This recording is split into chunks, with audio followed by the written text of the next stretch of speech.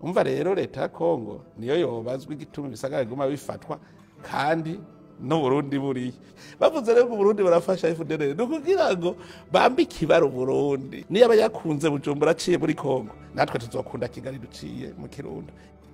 Mu kiganiro na BBC President Evariste Ndayishimiye aratanga umuco ku ngabo Uburundi bwarungitse muri Kongo kubivuga ko bukorana n'umuhari FDLR no ku mubano mubi urangwa hagati y'u Rwanda n'Uburundi.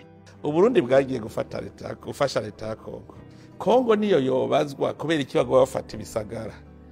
Uburundi numufasha, umufasha si wabazwa. Umva rero leta ya Kongo niyo yobazwa igituma ibisagara biguma bifatwa kandi no Burundi buriye. Uburundi ega ntihagiye Uburundi twarungitse inteko mbere muri Kongo niho hariyo bakeyi kuba dufise muri Somalia mugabo twari twamadushikiye yanzira twari dufise yuko muri Kongo hazoba amahoro habaye ibiganiye.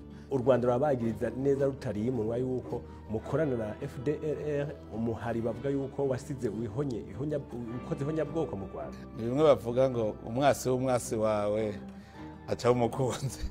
Nivyo bariko baragira ndahandi navuga ngo abanyarwanda ntibabizi barabizi yuko Burundi budapfa bushigikiye umuntu wese agira ubwicanyi mu Rwanda barabizi umushikira gaci kabarebe umuntu tuzinanye anzi n'ingene beze yaranyagirije neza ko cesha kugira ihonyabwoko y'abanyamurenge yuko nagirisheje inama bahutu mugabanyamurenge nabo twirigwana tuvugana mugaranyambika iryo baragusa kugira ngo amakungu abona Uburundi nabi bavuze rero Burundi barafasha FDLR no kugira ngo bambike ibaro Burundi nico gituma je namugabishije umunsi bazodutera no Rwanda ruduteye abarundi ndushaka kwemera gupfa kugira abanyekongo bicwa twe tuzopfa turiko turagwana kuko abarundi n'abagwanyi niyo abayakunze Bujumbura aciye muri Kongo natwe tuzokunda Kigali duciye mu Kirundo.